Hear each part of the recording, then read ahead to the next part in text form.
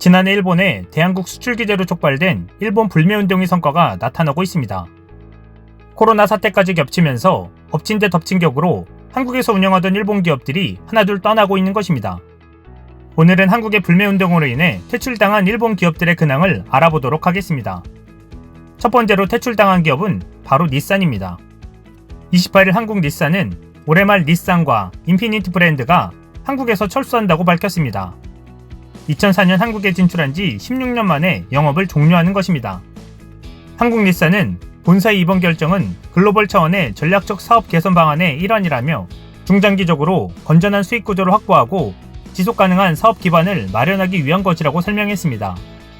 한국 닛산은 사업 환경 변화로 인해 한국 시장에서 상황이 더욱 악화하면서 본사는 한국 시장에서 다시 지속 가능한 성장 구조를 갖추기가 어렵다고 판단했다라고 전했습니다.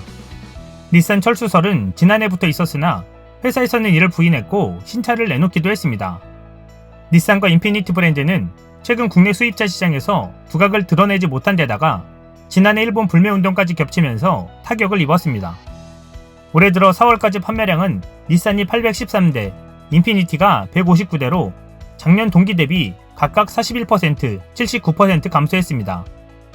앞서 일본의 닛산 본사는 2019 회계년도에 연결 재무제표 기준 6,712억엔, 약 7조 7,185억 원의 순손실을 냈다며 한국 시장 철수 계획을 발표했습니다. 2018년도에는 3,191억엔, 약 3조 6,705억 원의 순이익을 기록했는데 지난 회계년도에 거액 적자로 돌아선 것입니다.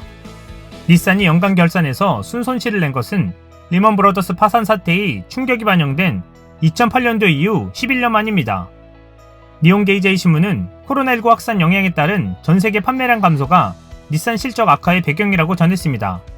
아사히 신문에 따르면 닛산의 2019년도 판매 대수는 일본에서 10% 줄었고 미국과 유럽에서는 각각 14%, 19% 감소했습니다. 닛산은 코로나19의 영향으로 합리적인 추정이 어렵다라며 내년도 실적 전망 공표를 보류했습니다. 이날 닛산은 구조조정 계획도 함께 발표했습니다.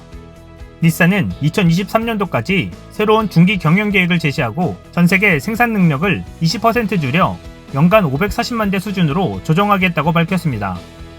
닛산은 구조개혁의 일환으로 인도네시아 공장을 폐쇄하고 스페인 바르셀로나 공장도 폐쇄하는 방향으로 협의할 것으로 알려졌습니다. 닛산은 동남아시아 국가연합 일부 지역에서도 사업을 축소할 것이라고 니케이가 전했습니다. 우치다 마코토 닛산 사장 겸 최고 경영자는 실패를 인정하며 올바른 궤도로 수정하겠다, 선택과 집중을 철저하게 하는 구조개혁을 단행하겠다라고 밝혔습니다. 두 번째 한국 퇴출 기업은 바로 유니클로의 자매 브랜드 지유입니다. 유니클로를 운영하는 FRL 코리아는 오는 8월 전후로 신규 브랜드 지유의 국내 오프라인 매장 운영을 중단한다고 21일 밝혔습니다. FRL 코리아는 코로나19로 인한 영향과 이커머스를 포함한 사업 구조 변화의 필요성 등 다양한 요인들을 반영해 8월 전후로 한국 내 오프라인 매장 운영을 중단하게 됐다라고 설명했습니다. 지유 온라인 스토어는 7월 말까지 운영되며 향후 준비 기간을 거쳐 유니클로 온라인 스토어를 통해 일부 제품이 판매될 예정입니다. 지유는 2018년 9월 한국에 첫 매장을 열었고 현재 3개의 오프라인 매장과 온라인 스토어를 운영하고 있습니다. 이번 지유 매장 영업 중단은 지난해 일본의 한국에 대한 수출 규제로 일본 상품 불매운동이 일어나며 타격을 입은 것도 큰 영향을 미친 것으로 보입니다. 패스트 리테일링의 최고 재무 책임자인 오카자키 타케시는 한국의 불매운동이 장기간 이어지지 않을 것이며 실적 전체에 미치는 영향은 크지 않을 것이다 라고 말했었습니다. 하지만 지유는 한국에서 퇴출되었고 유니클로 역시 작년에 이어 올해 들어서도 한국 매장 영업을 중단하는 상황이 계속 벌어지고 있는 중입니다. 지난 2월 엔터시스 상봉점과 엔터식스 강변점이 폐점한 데 이어 4월엔 부산의 가야 홈플러스점과 대구 동성로점이 줄이어 폐점을 알렸습니다. 또한 지난달 26일 신세계 마산점이 폐점을 결정했고 그 자리엔 한국 브랜드인 탑10이 5월 오픈 예정이라고 합니다. 유니클로는 지난 4월에 구조조정을 암시하는 이메일이 잘못 전달되며 논란이 일기도 했습니다. 2019년 유니클로 매출은 9,749억 원으로 2018년 1조 4,188억 원에 비하면 31% 급감한 것으로 나타났습니다. 이런 일련의 흐름을 보면 지유에 이어 거대 자미기업인 유니클로도 곧 한국에서 철수를 결정할 날이 오지 않을까요? 마지막 세 번째는 일본의 글로벌 스포츠 기업인 데상트입니다. 2000년에 처음 한국에 진출한 데상트는 2002년 매출액 207억 원에서 2018년에는 매출액 7,270억 원을 달성할 정도로 초고속 성장을 했던 곳입니다. 하지만 한국의 불매운동과 코로나19 여파로 인해 18년 만에 적자를 기록한 것으로 나타났습니다. 일본 산케이 신문이 22일 보도한 바에 따르면 데상트는 이번 결산에서 286억 원가량의 적자를 기록한 것으로 전해졌습니다. 직전 연도 결산에서 약 454억 원의 흑자를 기록했던 것에 비하면 큰 폭의 감소세를 보인 것입니다. 특히 일본을 제외한 아시아 시장에서 한국이 전체 매출의 50%를 차지했기 때문에 불매운동의 영향은 매우 컸던 것으로 보입니다. 금융감독원 전자공시 시스템에 따르면 데상트 코리아의 지난해 매출액은 15.3% 감소한 6,156억 원이었고 영업이익도 86.7% 하락해 90억 원을 기록한 것으로 나타났습니다.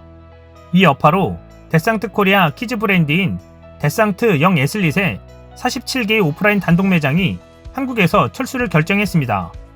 데상트 매장 내에서 쇼핑숍 형태로 시작했던 데상트 영 에슬릿은 2018년 봄 시즌부터 분리 운영되면서 단독 매장을 47개나 열 정도로 확장했었습니다.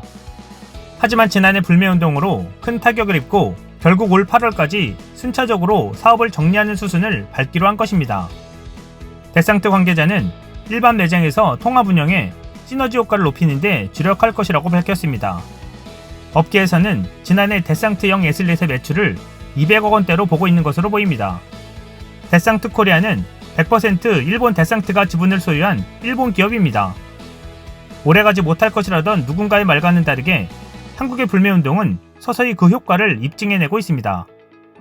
결국 한국의 수출 규제를 단행하며 불매운동을 촉발시킨 아베 정부로 인해 일본 기업들은 한국에서 하나둘 설 자리를 잃어가고 있는 상황입니다. 이상 시온TV였습니다.